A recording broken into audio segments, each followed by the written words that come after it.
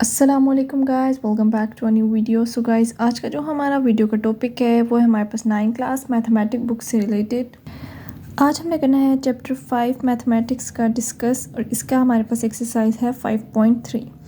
इसमें जो आज हमने क्वेश्चन को डिस्कस करना है वो है विदाउट एक्चुअल लॉन्ग डिवीजन हमने डिटरमाइन करना है कि क्या ये इसके वेदर फैक्टर्स हैं कि नहीं है। फॉर एग्ज़ाम्पल अगर हम इसको डिवीजन में लेकर जाते हैं तो हमारा क्वेश्चन बहुत ज़्यादा लंबा हो जाएगा।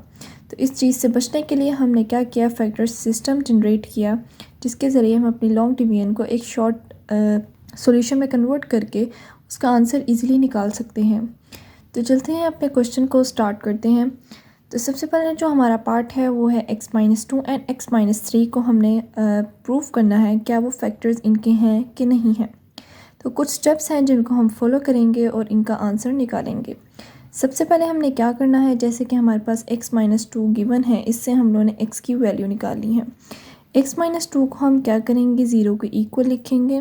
जैसा कि आप देख सकते हैं तो मैंने सॉल्व किया है x-2 इक्वल टू 0, x-2 उधर जाके +2 हो जाएगा और हमारे पास क्या निकलेगी, x की वैल्यू x इक्वल टू 2। अब इसको निकालने का मकसद क्या था कि हमने इन दोनों को प्रूव कराना है क्या इनके फैक्टर्स हैं कि नहीं है। इन दोनों के हमने वैल्यूज़ x की निकाल के इनमें पुट करके देखना है। अब एक की तो हमने निकालनी है x-2 से x इक्वल टू 2। अब हमने जहाँ जहाँ x है वहाँ हमने ये वैल्यू पुट करके देखना है। सबसे पहले हम करते हैं 2, x³ means 2 cube minus 12, x का स्क्वायर 2 का स्क्वायर प्लस 44, x की वैल्यू 2 आ गई माइनस 48 सेम आ गया हमारे पास। 2 का क्यूब हमारे पास 8 होता है 2 का हमारे पास स्क्वायर 4 होता है and plus 44 multiply by 2 88 minus 48 नीचे हमारे पास सेम आ जाएगा। नेक्स्ट अगर हम इसको फर्दर सोल्व करें तो हमारा आंसर 0 आ जाएगा। अगर हमारा आंसर मीन्स रिमाइंडर 0 आ जाएगा तो इसका मतलब है कि जो हम लोगों ने सोल्व किया है जिस पार्ट को वो उस चीज़ का फैक्टर है, क्योंकि हमने प्रूव ही यही करना है कि क्या ये दोनों जो हमारे पास गिवन है फैक्टर्स क्या वो इसके फैक्टर्स हैं कि नहीं हैं। तो जब भी हमारे पास रिमाइंडर इस तरह आंसर 0 आ जाएगा तो इसका ये मतलब होगा कि इसका फैक्टर है। अब नेक्स्ट हम सोल्व करके देखते हैं x-3 को, वो सेम एज इट इज़ इसी तरह हमारे पास सोल्व होगा। x-3 इक्वल टू हम 0 को इक्वल लिखेंगे और हमारे पास x की वैल्यू क्या आ जाएगी, हमारे पास 3 आ जाएगी। नेक्स्ट हम लोग सेम इसके अंदर पुट करेंगे वैल्यू को, x³ minus 12x square plus 44x minus 48। x की वैल्यू हमने करनी है 3 पुट, जहाँ जहाँ x है वहाँ हमने सिंपली 3 को पुट कर देना है जिस तरह हमने 2 को पुट किया था।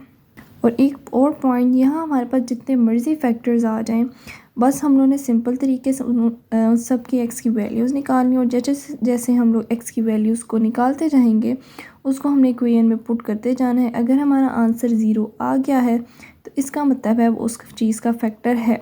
फॉर एग्ज़ाम्पल अगर हमारे पास -1 आ जाता है, आंसर 1 आ जाता है, +2 -2 आ जाता है तो इसका मतलब उसका फैक्टर नहीं है।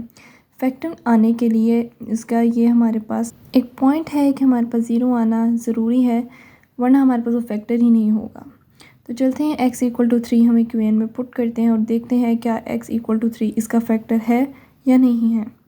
अब जहाँ जहाँ हमारे पास x की वैल्यू थी वहाँ वहाँ हमने अब 2 की जगह 3 को पुट करके देखना है।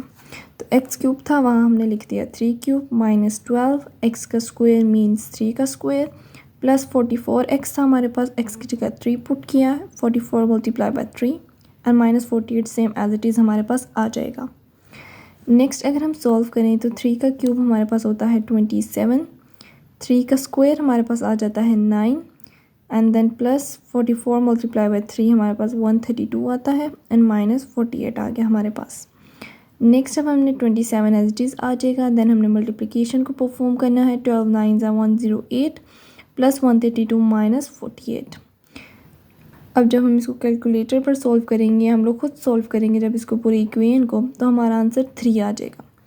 अब हमने तो ये कंडीशन पढ़ी थी कि जब भी हमने फैक्टर्स को प्रूव करना हो तो हमारे पास जो रिमाइंडर है आंसर है वो 0 आना चाहिए, अदरवाइज़ वो उसका फैक्टर ही नहीं होगा। तो जैसा कि आप लोग देख सकते हैं यहाँ हमारा आंसर आ गया है 3। तो 3 का मतलब है कि हमारा 0 को इक्वल नहीं है आंसर रिमाइंडर। तो as the remainder is not equal to 0 so x-3 is not a factor of px।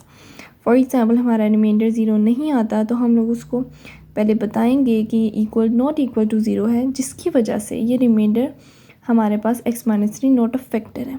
ये लाइन सबसे इम्पोर्टेंट है, लिखना ज़रूरी है। उसको पता ही नहीं जिस तरह चलेगा कि आपने क्या बताया। आपने पूरी लाइन लिखनी है कि जिस तरह कि मैंने आपको बताया कि इसका रिमाइंडर 0 नहीं है तभी ये इसका फैक्टर नहीं है। और पीछे हम लोगों ने क्या लाइन राइट आउट करनी है कि एज अ रिमाइंडर इज़ 0, इसका रिमाइंडर 0 था तभी हमारे पास इसका फैक्टर प्रूव हुआ। और जब हमारे पास 0 नहीं आएगा तो हमने लिख देना इसका हमारे पास आंसर 0 नहीं आया, जिसकी वजह से उसका फैक्टर नहीं है। तो ये कुछ छोटे छोटे पॉइंट्स हैं जिनका आपने ध्यान रखना है। तो इसी के साथ करते हैं अपनी वीडियो को एंड। ये था आज का हमारा वीडियो का टॉपिक, जिसमें हम लॉन्ग डिवीजन को चेंज करके एक शॉर्ट डिवीजन मेथड से अपना क्वेश्चन को सॉल्व किया। आई होप आप लोग को अच्छी तरह समझ आ गई होगी। मिलते हैं नेक्स्ट वीडियो में एक नए टॉपिक के साथ। मुझे अपनी दुआओं में याद रखिएगा। तब तक के लिए अल्लाह हाफिज़।